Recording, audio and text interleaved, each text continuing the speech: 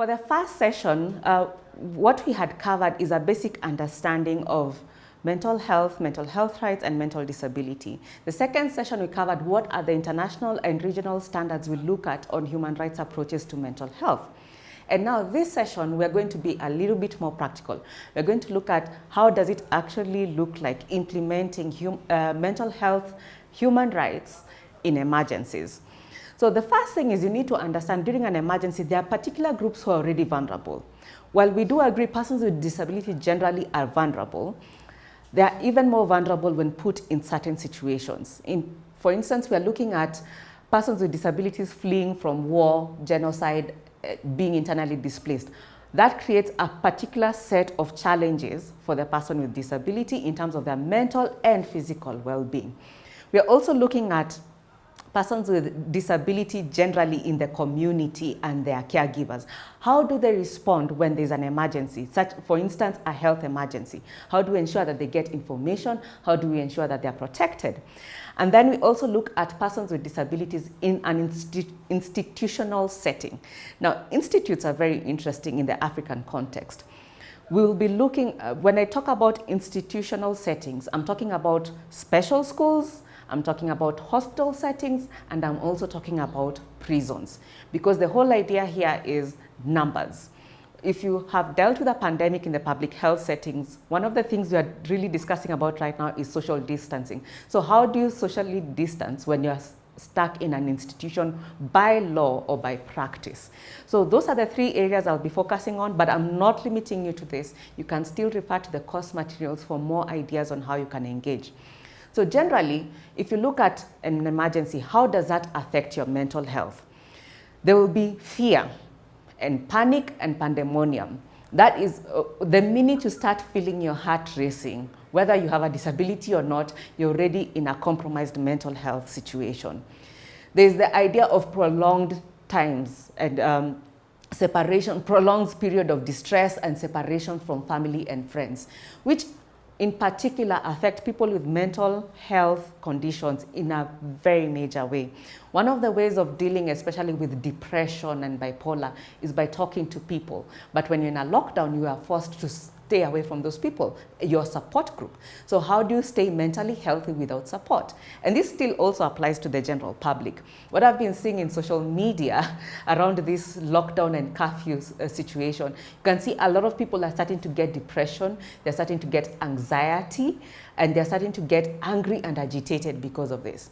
There's also social disorder, and this is largely linked to the lack of finances in the home. With curfews and lockdowns and situations of war and genocides and displacement, the one thing that goes faster than anything is money because of access to resources.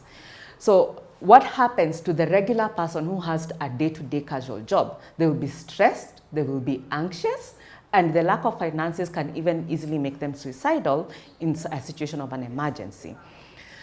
And then there will be other issues like people with pre-existing conditions. How do you manage access to services? For instance, if I'm on medication or I have to attend therapy on a weekly basis, then I find myself in a situation where I'm either running for my life to another country or I'm shut down in a curfew. How do I continue accessing my mental health services that I need, and it has not been classified as an essential service?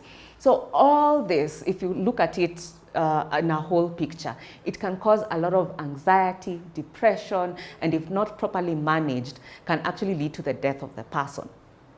Those are some of the things that you can be able to identify in a time of crisis. How do some of these things manifest themselves for both people with pre-existing conditions or for persons with disability or for the general public? And my favorite group also for the health worker. You'll find for persons with disabilities, it manifests itself especially in terms of finances. A lot of people with disabilities, you'll find them in the casual, day-to-day, weekly type of employment. So how do we cushion such people? And the answer here you'd think is obvious, that it's about providing financial and social assistance, but that is still not enough. There's the issue of access. For instance, if I have to use a guide, how do we ensure that my guide is also protected as they provide services to me?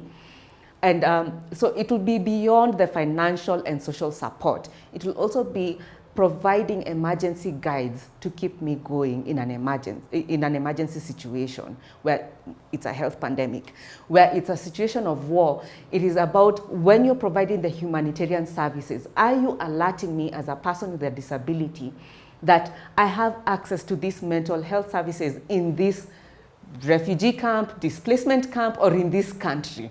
The services have to be standardized across borders.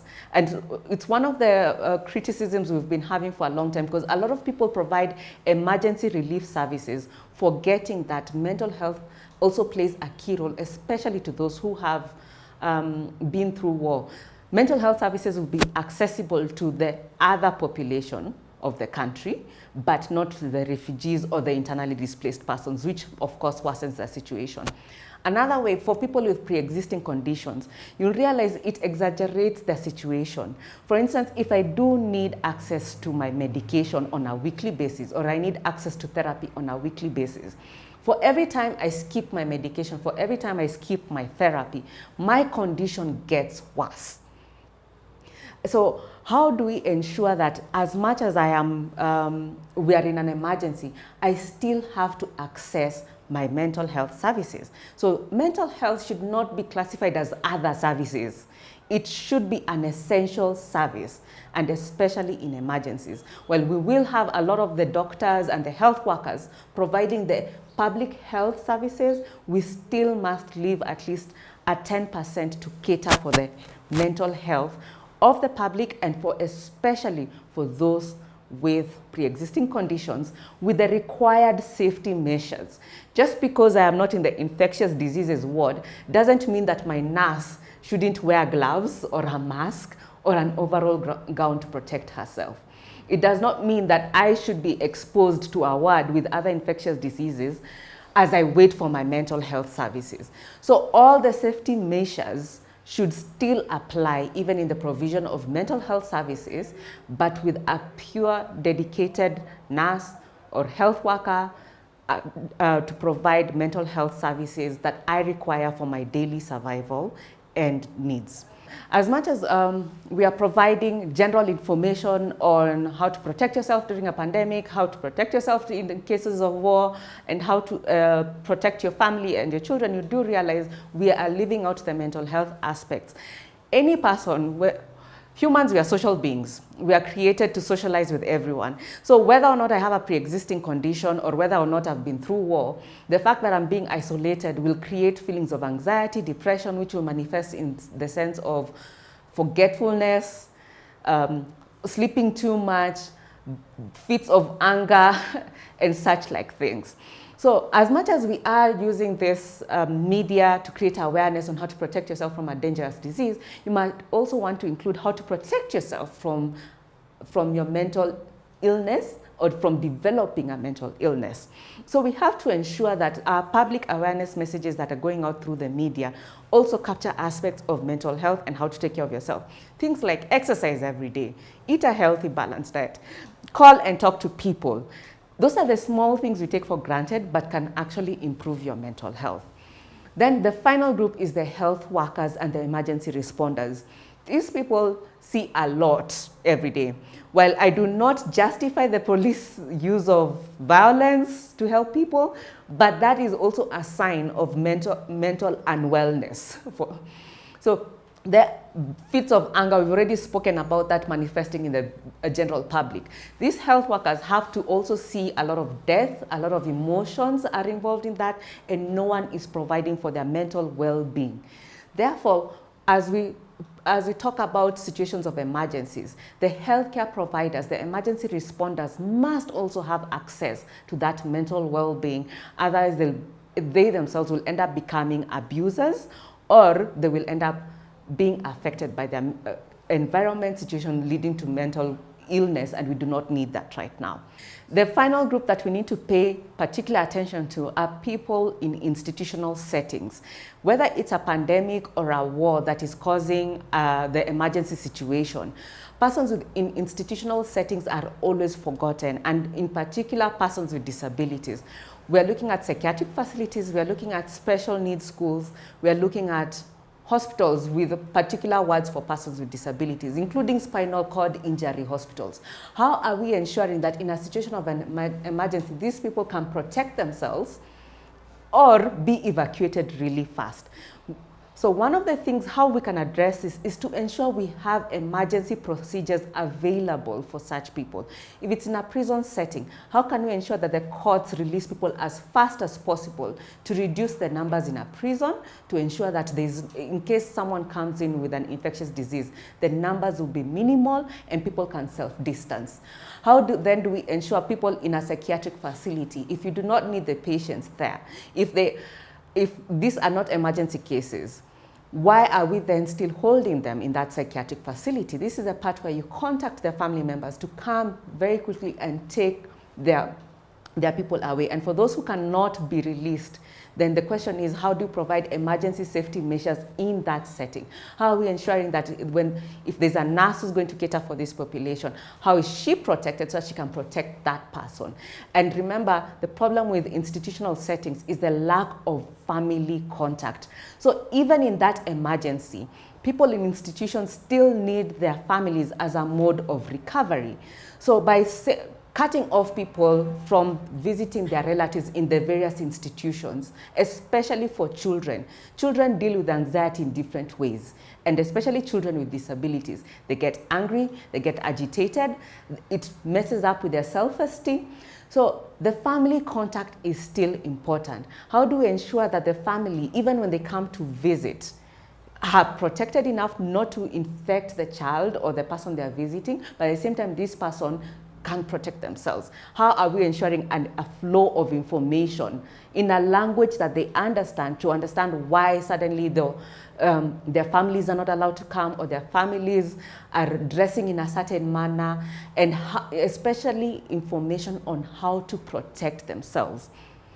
You find in institutional settings, this information is not flowing. And because of that, it is causing a lot of anxiety, and anxiety can easily lead to depression and stress, especially amongst persons with psychosocial and intellectual disabilities. So these are some of the things we can easily consider as we provide our emergency services. We also have to consider those particular groups. Now, then there's the final consideration is within the communities. As Africans, one of the problems we have is with people with disabilities. Again, even when they live in the communities with their families, they tend to be left out. There's no flow of information, there's no support to the family or the caregiver.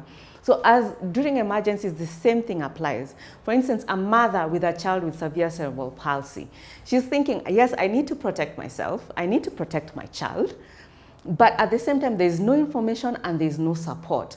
I cannot go to work because now I need to protect my child, but at the same time, I need to work in order to protect my child. So this is where the issue of the social safety nets come in.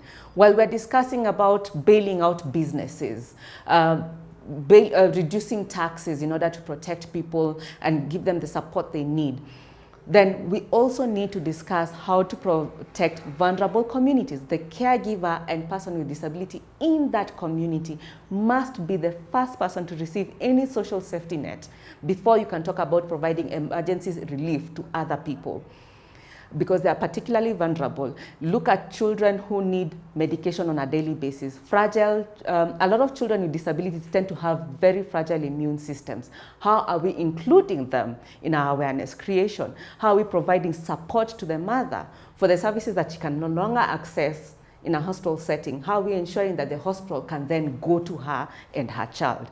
Some of the small considerations that we need to put in place, as well as the safety gear available to her.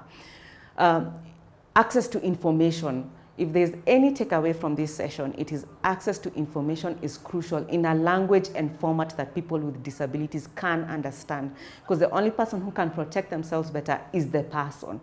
protection starts with me, but without the right information, then we end up exposing people with disabilities to a lot of dangers. While this list is not exhaustive, it is just some quick pointers to help you see the different vulnerabilities that persons with disabilities are exposed to during an emergency and how you can include that in your trainings, in your provision of emergency services, with our health workers, and especially with our community workers. Because at the end of the day, you realize the first point of contact when it comes to persons with disabilities in emergencies, it's always the community worker. So we have to educate not just the public health workers, but also the people living and working in the community with our constituents, and ensure human rights approaches are adopted in all our interventions during emergencies.